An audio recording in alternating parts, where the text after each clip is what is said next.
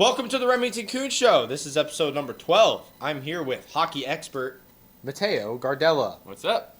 He's also a Rangers fan, as you can see by the overwhelming amount of ugly Rangers. Whoa. Careful with your words, buddy. So, just for you, we're going to start with the Rangers series because Okay. we're going to be previewing our second round NHL playoffs predictions, essentially, here in this episode today, while also recapping our round one predictions. And round one, we said the Rangers were going to win that series in 5. They Yep. won in 4. And Good. we said Carolina was going to win in 4, and they won in 5. Yeah. So yeah, we both had the same picks for each of those rounds, and we flipped those picks. Yes. Because the Rangers swept when we said in 5, and we said the Hurricanes were going to sweep, but they won in 5. So it just flipped. But both teams took care of their business as we predicted. Yes. The Capitals didn't belong in the playoffs. Correct. The Islanders Didn't belong in the playoffs. Well, they did. They suck. They suck. They just suck. But they did belong in the playoffs. But yeah, they took care of business. This Rangers-Hurricanes series is going to be a bloodbath. It's going to be a war. It's going to be whatever you want to call it. This is going to be a long series. This will not be 4 games. This will not be 5 games. This will be 6 at the minimum, most likely 7. The Rangers, like I said, they took care of business against Capitals. They have Igor Shesterkin in net. That's always going to be an X factor no matter what.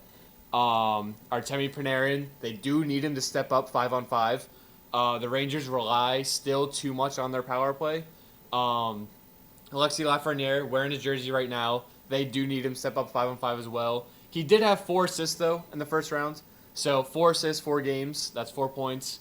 But I do want to see more out of him, though, because when you're actually watching the game, Lafreniere, there were some plays where it's just like he was getting beat to puck battles. He was losing battles on the boards. So I just want to see more aggression out of him. Jack Roslovic did step up, though, big for the Rangers. 4 points. He deserves 7 better. points. Trocheck, huge. I think He deserves better. I think Trocheck, even though they swept, so it wasn't like an intense series, he was a huge X factor. 6 points. He just, like, every shift, he just had something going for him. Vince Trocheck revenge series. Yeah, against the Hurricanes, yeah. No, I say they deserve better because obviously screw the Rangers. But also when I think of Jack Roslovic, I don't think Rangers, and when I think of Vince Trocheck, I do not think Rangers. So of course I'm seeing them in other uniforms, and it's just weird in my head. But anyways, yes, Igor Shesterkin definitely an X factor. But Carolina, obviously, Freddie Anderson's been playing really well, and they have the firepower and the star power to keep up with the Rangers. The Rangers might have... See, and we were talking about this before we started recording. The Rangers are actually the underdog going into Yeah. the series. That makes absolutely no sense to me. Yeah, None. as a Rangers fan, it doesn't make sense to me either, but I love it. I'm like, Yeah. use that as bulletin board material, because as the Rangers, you won the President's Trophy. You had the best record in the league in the regular season. There should be no reason why you're an underdog going into this series, but you are.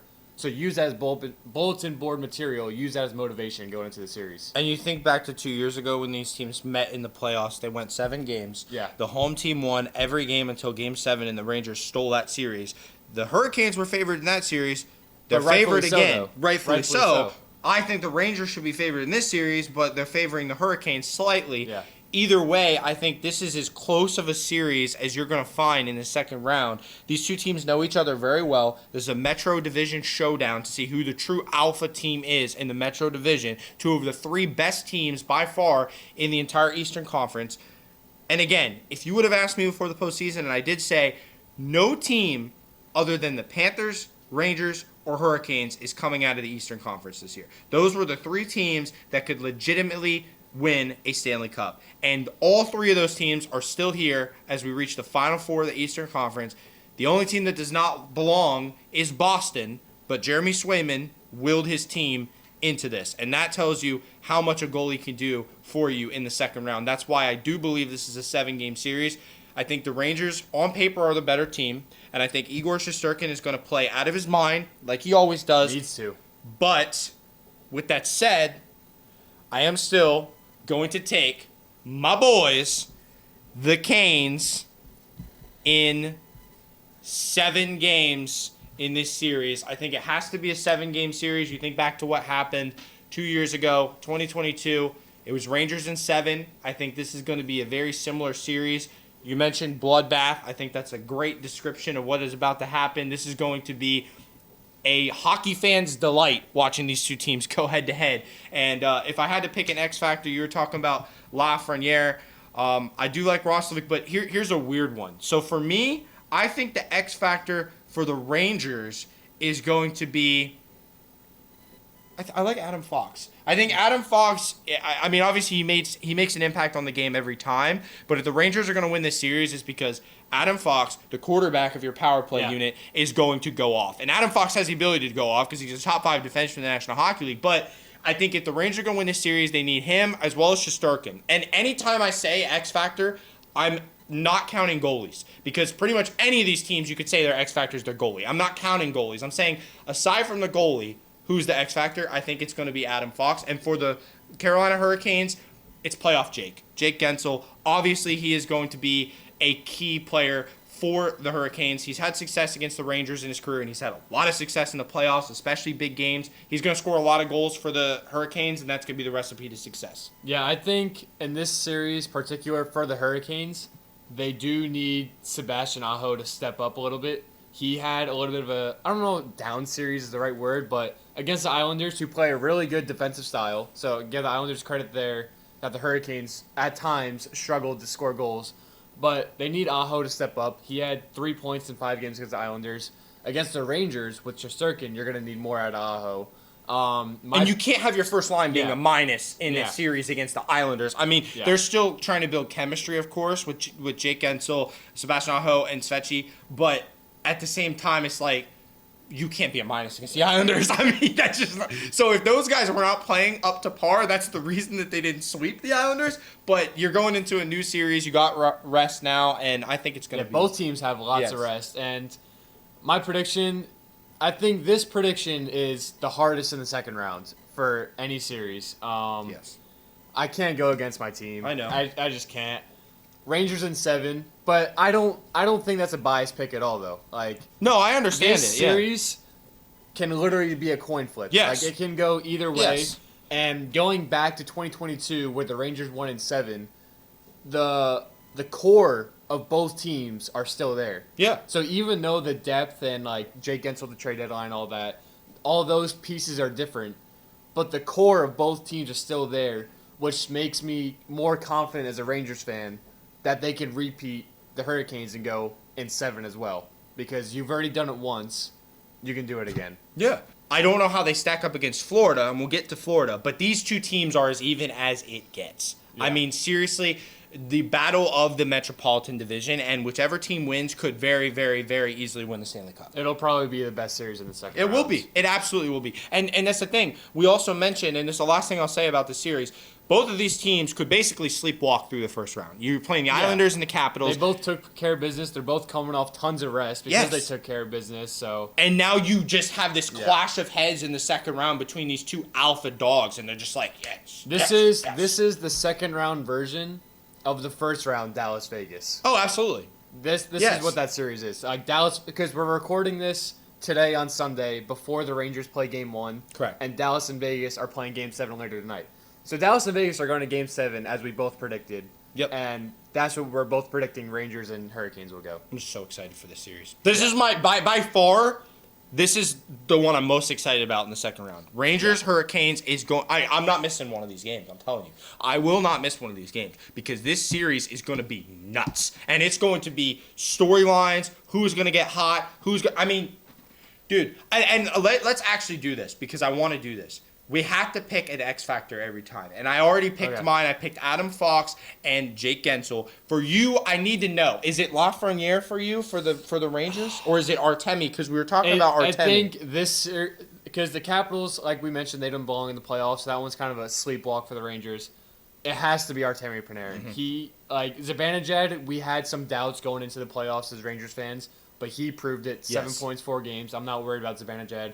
But Panarin, 5 on... Like, because we know what Panarin's going to do on the power play. Like, he's never going to go away on the power play. But 5 on 5, Artemi Panarin really needs to step up and be regular season Panarin. And then for the Hurricanes, I mentioned that earlier, my X Factor, Sebastian Aho. The Hurricanes, they really need Aho to step up. 3 points in 5 games against Islanders. They need more from him. So. It's going to be that line as a whole, and as Yeah. they continue to build chemistry, that could be the best line in hockey down the stretch, my personal opinion. If you get Jake Gensel hot, Sebastian Aho is naturally going to get hot, and Svechny, oh my God. That is a line, man. Like, that is, when they get clicking, the fact that they did what they did in the first round and they were not clicking against a solid defensive team, a team in the Islanders that needs to win those 1-0, 2-1 games, that just grinds out games. Yeah, that's all I'll say. But this other series is the opposite. Yeah. Obviously, Rangers-Carolina is going to be that bloodbath. But Florida-Boston, we talked about it last night watching Game 7. Boston-Toronto, it was basically a battle of the most mid teams in the Eastern Conference in the playoff picture. So these teams are essentially fighting to see who's going to get mopped by Florida in the second round. Yeah. Watching Game 7 last night, the first half of the game, when the score was 0-0, obviously, I thought Boston-Toronto was like, all right, both these teams are just playing not to lose. Because it's Game 7, you don't want to give anything up. You're going to play tight defensively.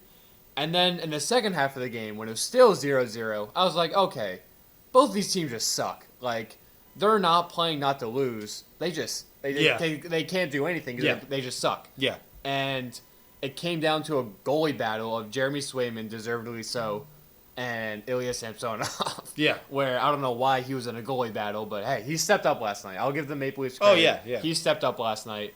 But, yeah, both those teams just stink.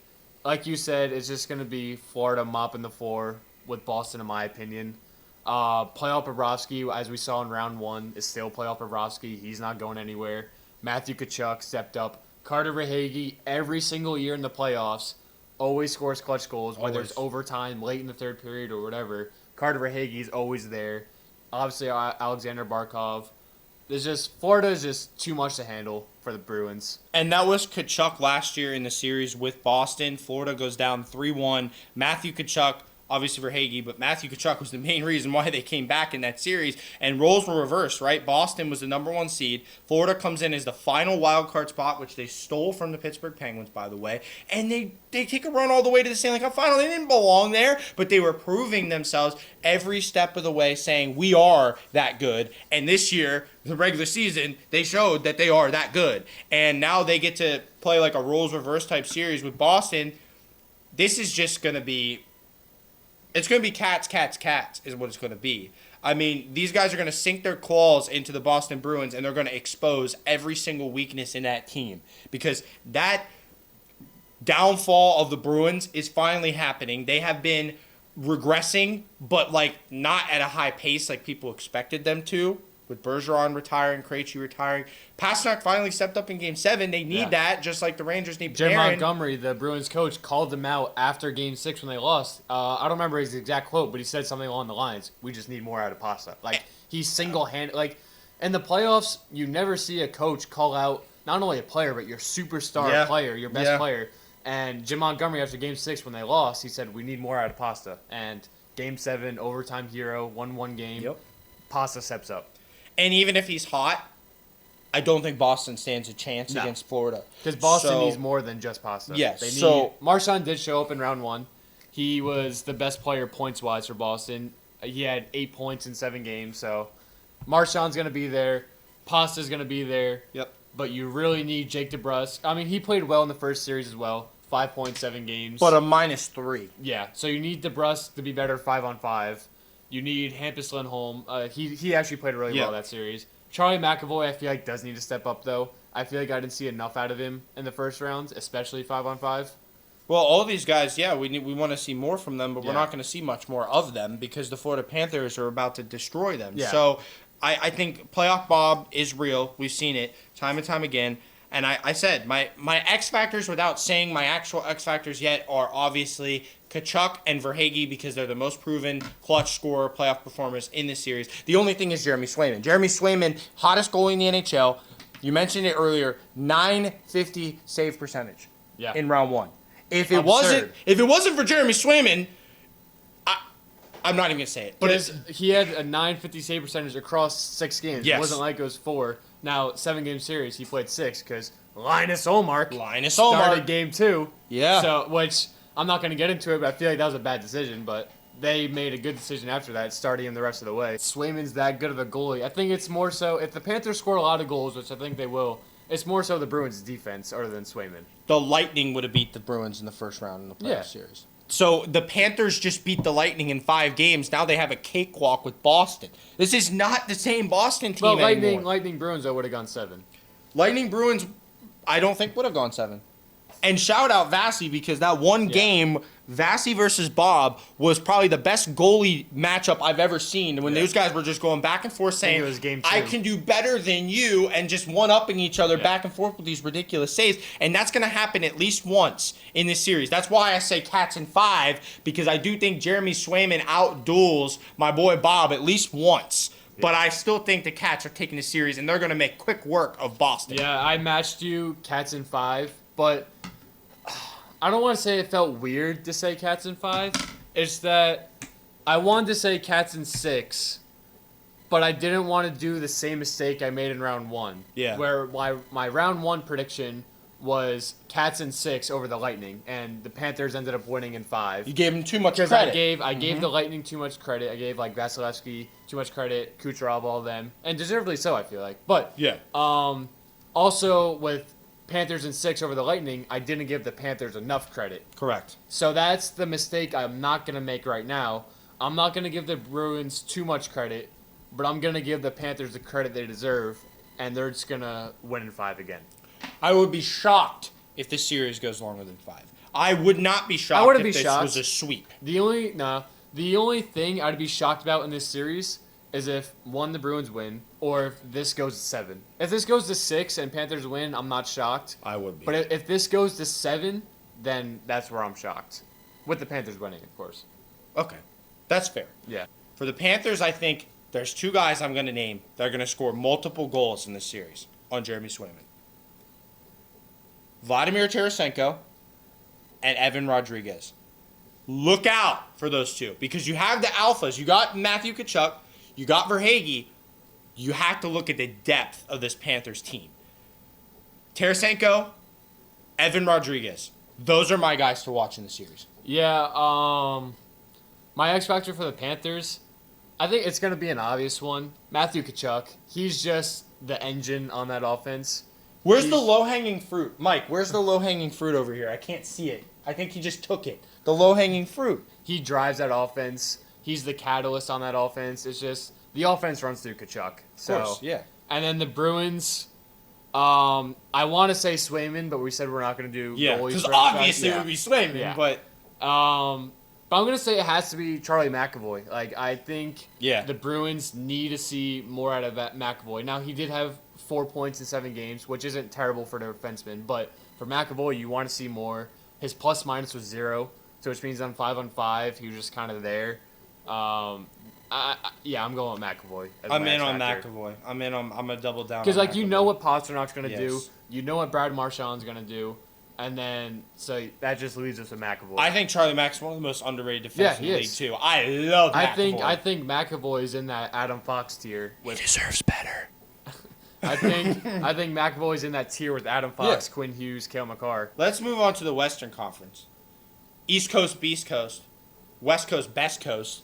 Not so much in hockey, though. I do think the Eastern Conference is going to prevail. But this first matchup, Battle of Canada, Vancouver and Edmonton. It's Yeah. going to be interesting. So, Vancouver, Edmonton, in round 1, I think we both said Canucks in 5. We said Canucks in 5. We both said Canucks in 5. They ended up winning in 6. And Mm-hmm. then Oilers, Kings. Did we both say Oilers in 6? I might have said Oilers in 5, but Oilers in 6 Okay. would say. I think we I flipped know- them. I think we might have Yeah. flipped them again. I know I said Oilers in 6. So, I flipped them again. Yeah, we both flipped them. Because Oilers won in 5, Canucks won in 6.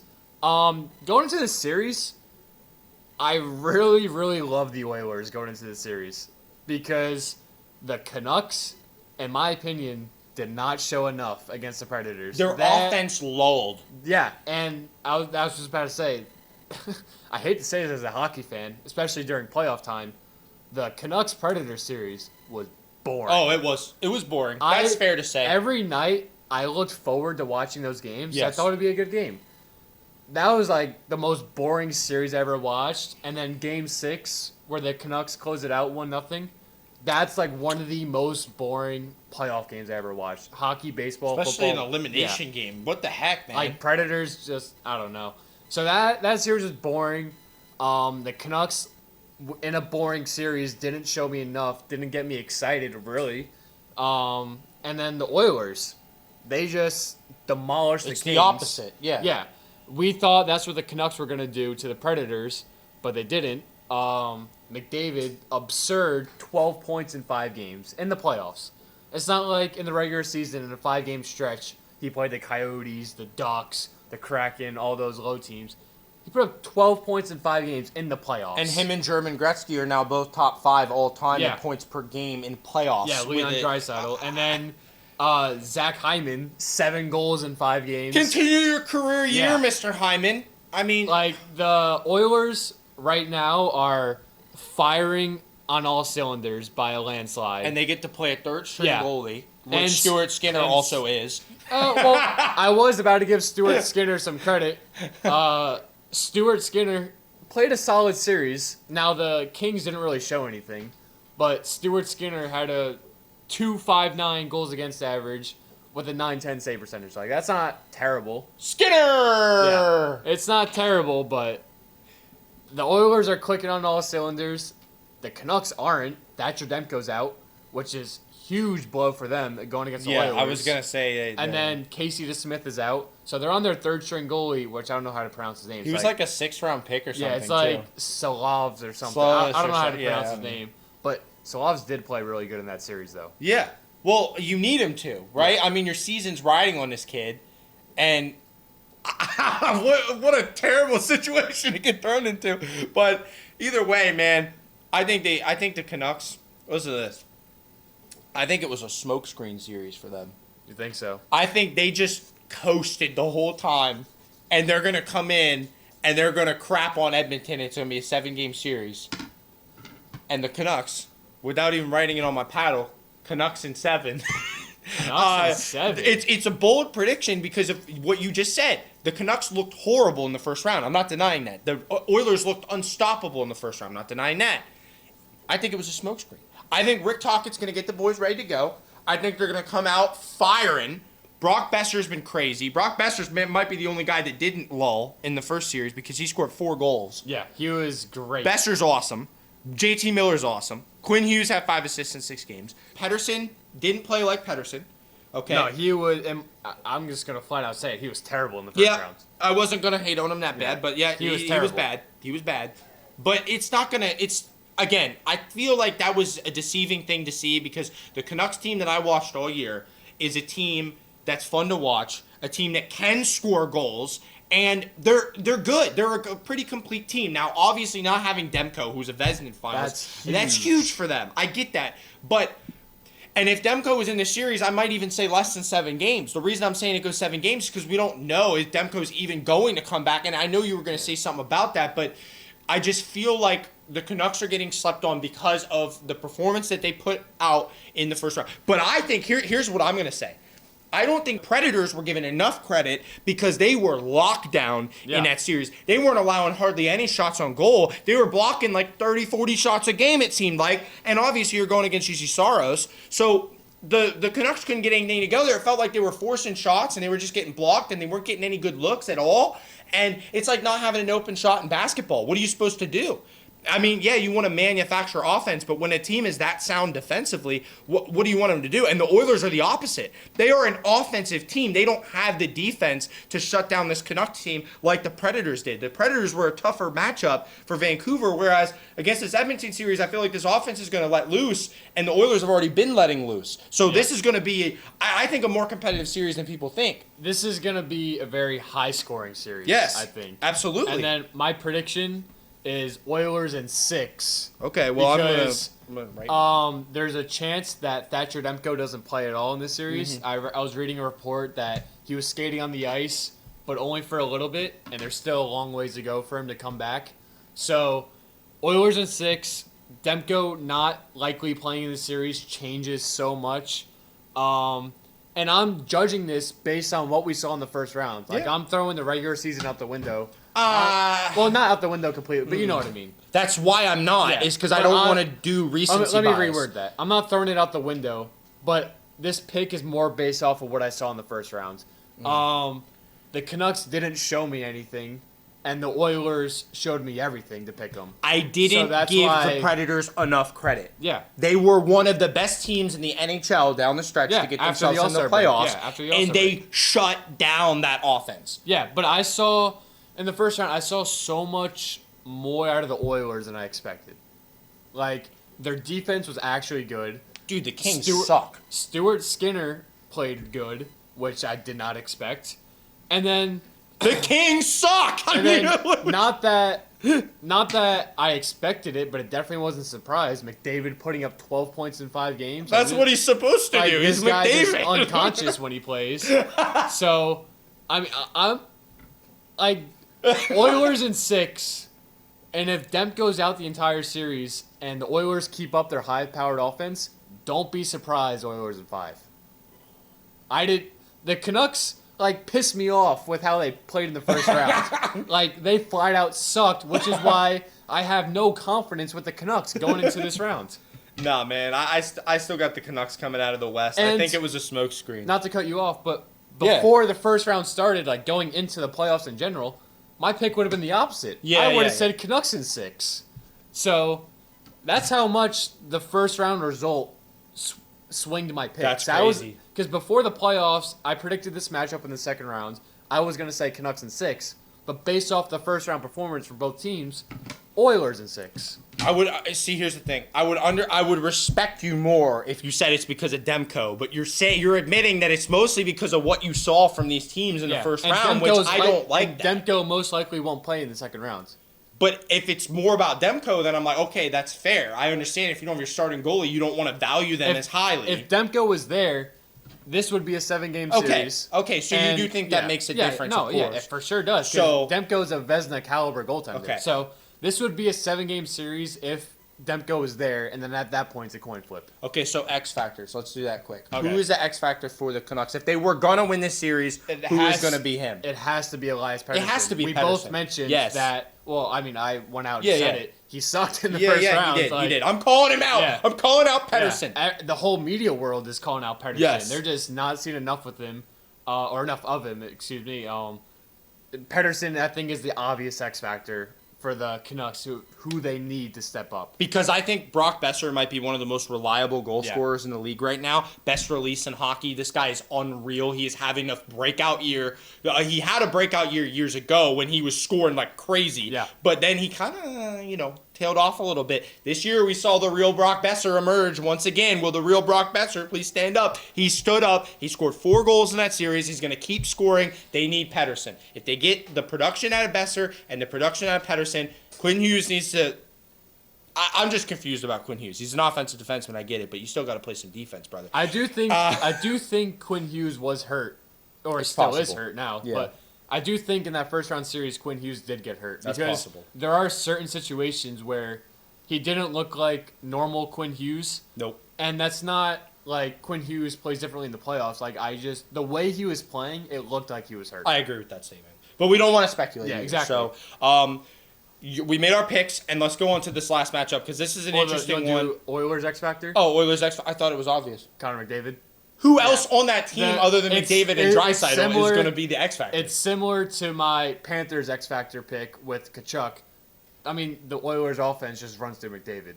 That's all it is. Like, you need McDavid to win any series. The only thing I would say is this is the only series where I think more obvious than a goaltender would be obviously McDavid or Draisaitl. So can I say Stuart Skinner, saying that if Stuart Skinner steps it up, they can win this series? Yeah. But if Stuart Skinner plays like Stuart Skinner, then I stick with my pick. The Oilers scored 22 goals in the 5 games against the Kings, and the Canucks scored 13 in 6 games against Smoke the Predators. Smoke screen. So that's just... I think we already touched on both of the Oilers' high-powered offense, and the Canucks were sleeping in that first round. They were sleeping. So... They were coasting. Yeah. I don't think they had to show anything in the first round. They were playing Nashville. Nashville's defense is great. They were getting frustrated. The amount of blocked shots, man, that was hard to watch. They couldn't even get a puck to the net. Yeah. This isn't going to be the same thing. Edmonton doesn't even know how to play defense. Connor McDavid's basically a minus player until he started scoring 160 points. He was scoring 100-some. He was still a minus player. I mean, seriously, I think this is the best matchup statistically for the Vancouver Canucks. They had their worst matchup in Nashville. Now they get to play the Oilers. So I don't know, man. I'm sticking with my boys. I'm staying Canucks in 7. So let's move into the last matchup of the Colorado Avalanche and the to be determined later tonight, Game 7, Vegas Golden Knights, Dallas Stars. And we're in agreement. Stars in 7. Yeah, you're sticking with it. Oh, I'm sticking with it. I might put money on it. Anyways, going into this last series in the West, the Colorado Avalanche and the to be determined Dallas Stars, Vegas Golden Knights, because Game 7 is tonight. So can't wait for that game. We both predicted Stars in 7. We're both sticking with our picks because not gonna move off it. Colorado Avalanche. Let's start with them. yeah. They took care of business. Yeah. My prediction was Avs in 6, and I thought I was on a long shot with that prediction. Especially after the first couple games. The result was Avs in 5. Your prediction was Why you gotta do this to me? Jets in Why 7. you gotta do this to me? Jets in 7. Why you gotta do this to me, man? Your prediction was Jets in 7.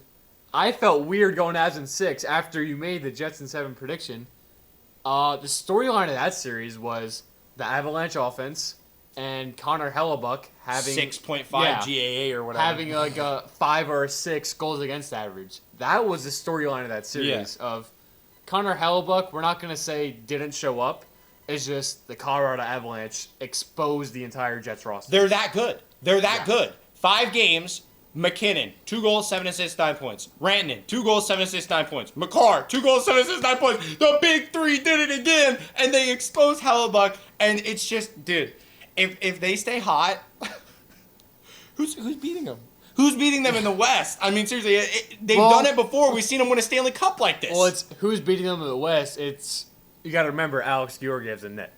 We saw in Game 1 and even Game 2 of how bad Georgiev is. Yeah. As long as the team they're playing against, their offense shows up.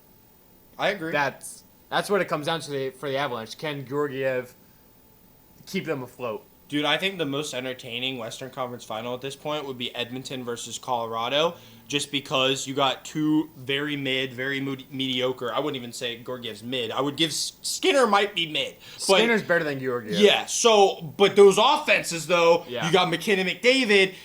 That's what people want to see. I'm leaning towards that possibly happening. As much as I want the Canucks to win and pick the Canucks to win, I could easily see a scenario where we see Connor McDavid, Nathan McKinnon, Western Conference Final, arguably the 2 best players in the NHL. I just think that'd be really fun. I think people would want to see that. I think for hockey fans, that would be the best case scenario, would be Colorado versus Edmonton. But my personal prediction is that the Stars, and I can't even write this down because they haven't even beat Vegas yet, I have the Stars winning this round against Colorado, and I think it's going to be Stars Vancouver because that was my original prediction. I'm sticking with it. But the Stars, man, they had the moment where we started to doubt them because Vegas was looking like the defending champs again, 2-0. and then the Stars went on a heater. Yeah, so the start of this series, like you just mentioned, we both had our doubts about the Stars because the Stars have home ice advantage. Games 1 and 2 were in Dallas. Yep. Vegas just goes in and takes both of those games. And then you give credit to the Stars for being resilient and coming back. Mm-hmm. They go into Vegas, games 3 and 4. They take both of those games. And then Game 5, Stars win that to go up 3-2. And then a very, very good Game 6 was played the other night in Vegas, where Vegas wins that one to force Game 7. And then I mentioned to you after Game 6, when Noah Hannafin broke through the 0-0 tie and scored 1-0 with like 10 or 8 minutes left in the third. I don't remember the exact time, but it was like late in the third. When Noah Hannafin broke through with that goal, ever since that goal to the final buzzer at the end of the game, the Dallas Stars looked they didn't look like they gave up. They just looked like they kind of just mailed it in. They're flat. And they're like, okay, we're down 1-0. Game 7's at home. Yep. We're going to Game 7.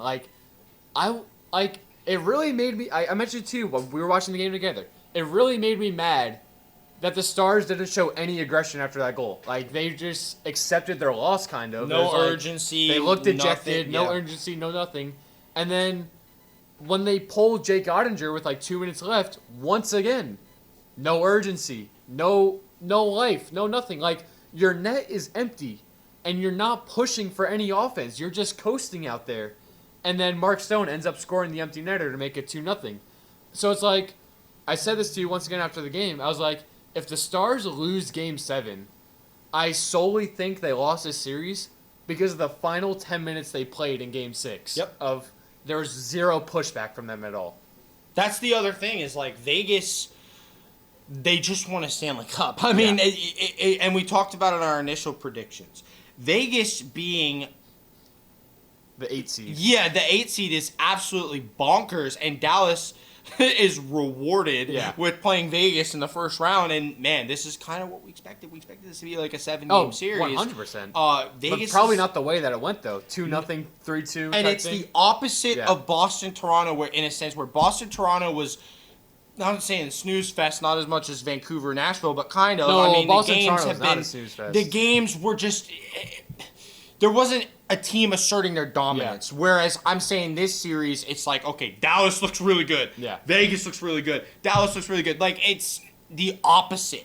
So that's why I feel like whoever wins this, obviously they're not going to benefit from rest at all playing against Colorado, but Colorado's I don't mean to cut you off, but Colorado, we mentioned this watching Game 6. Colorado's licking their chops right now, praying Vegas won Game 6 because they're sitting at home resting. While, like we mentioned with Carolina Rangers about a war, this is currently a war between Dallas and Vegas, and whoever wins Game 7 is going to get zero rest going against Colorado. And the best player on Dallas, as far as I've seen, is Wyatt Johnston. I've been very interested in watching him play all year, really. He was one of my breakout picks on one of my TikTok episodes I did a long time ago. I said Wyatt Johnston this year is going to be an absolute animal, and he is making his name known in this postseason. He has been outstanding for the Dallas Stars. And if they win tonight, I think Wyatt Johnston's going to have a hand in that. And as far as Vegas, man, it's hard to pick anybody but Jack Eichel for me because I really like Jack Eichel. But I like Jonathan Marchessault. I think Jonathan Marchessault is my playoff guy. Player. Him, and I also want to see more out of Chandler Stevenson. I saw moments out of Chandler in Game 6, so I think that could be a sign of things to come for Chandler. So I'm going to go Marchessault or Stevenson for Vegas. And then, like I said, for Dallas, it's got to be Wyatt. And then for Colorado, it's the big three because they're the most top-heavy team in the entire NHL. Casey Middleton scored 6 points in 5 games. That's pretty crazy. But I think it's the big three. And Nishkushkin, 7 goals. He's an animal. 7 goals. He's an animal in that series. So and then, I guess for my X factors for Vegas, we both touched on the obvious ones are Jack Eichel and Mark Stone. Mm-hmm. And I am going to go with you. Jonathan Marchessault is going to be the X factor. Yeah. He always comes through for the Knights. He's kind of like their version of the Panthers' Carter Verhaeghe, where he just comes through in the most clutch moments. Exactly. He's always there in the playoffs. Mm-hmm. And then for Dallas, he's not going to be my X Factor pick, but I really want to talk about Logan Stakeoven, their rookie. He is so fun to watch. And then I want to say this real quick. Whenever media experts or analysts talk about athletes or a player having a motor, I never really understood what that meant, a player having a motor, until I watched Logan Stakeoven. I'm like, this kid is the definition of having a motor, when you're talking about an athlete. This guy doesn't slow down. Every shift, he's just out there, and he's like a puck magnet. The puck finds him, and if the puck doesn't find him, he's going to go find the puck. And as a guy that's short, he's not afraid to hit people either. So this guy, like I said, just has a motor. He's so fun to watch. He had an insane assist in Game 5. Yeah. The nifty pass to, I think, Dadonov, who scored. I love that kid. But my X Factor, it's going to be Joe Pavelski. for Game 7 specifically, and then assuming they go on to play Colorado, Joe Pavelski really needs to step up for the Stars. I'm looking at it right now. 0 points in 6 games. He's a -2. Just not... He hasn't been the Joe Pavelski that everyone's used to seeing. So, my prediction for Game 7 from Round 1 is still Stars in 7. So, assuming the Stars go on to play Colorado, this is going to be tough. I want to say Stars in 7 again, but also what we saw from Colorado... What we just saw from Colorado against the Jets. He's so recency biased, man. I'm sticking with my guns. Yeah! Stars in 7. I think assuming the Stars win Game 7 against Vegas, Jake Ottinger, he has to be lights out against Colorado. Yeah. He can't pull a Connor Hellebuck. He can't pull a Hellebuck. Yeah. He can't. And then if Vegas wins Game 7 and it's Vegas versus Colorado, I'll say Avs in 6. Avs in 6, yep. If it's Vegas, I'm going Avs in 6 as well. Thank you all for watching. This has been the Remington Kuhn Show with Mateo Gardella. And we'll see you next time.